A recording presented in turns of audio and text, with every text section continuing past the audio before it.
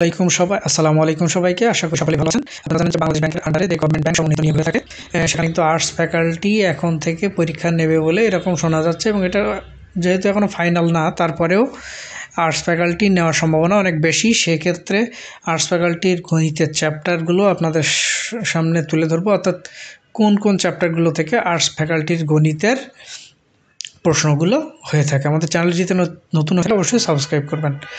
Math থাকবে 70 marks রিটেনে, সেক্ষেত্রে number সংখ্যা অর্থাৎ প্রফিট লস, পার্সেন্টেজ, ইন্টারেস্ট, এগুলো থেকে কিন্তু ম্যাথ থাকবেই।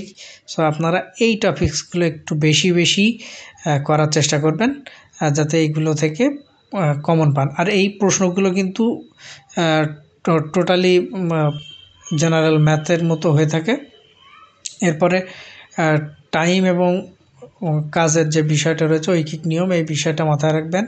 প্রবাবিলিটির অধ্যায়টা দেখবেন, পরিমিতি বিষয়টা মাথায় রাখবেন, জিওমেট্রি এবং ত্রিকোণমিতি, এইগুলো থেকেই কিন্তু আপনার প্রশ্ন আসে বেশিরভাগ। এর পূর্ববর্তী পরীক্ষাগুলোতে দেখা গেছে এগুলো থেকেই প্রশ্ন চলে এসেছে।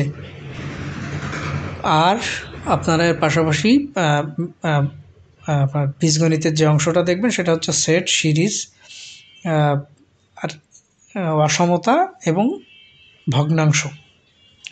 যেহেতু এখানে কিন্তু ম্যাথমেটিক্সের যে চ্যাপ্টারগুলো অনেক হলেও ছোট অনেক চ্যাপ্টার রয়েছে, সেহেতু আপনারা এই ছোট চ্যাপ্টারগুলো বারবার প্র্যাকটিস করার চেষ্টা করবেন আর বিগত সালের প্রশ্নগুলো প্র্যাকটিস করবেন। তাহলে আশা করা যায় আপনারা ভালো করবেন।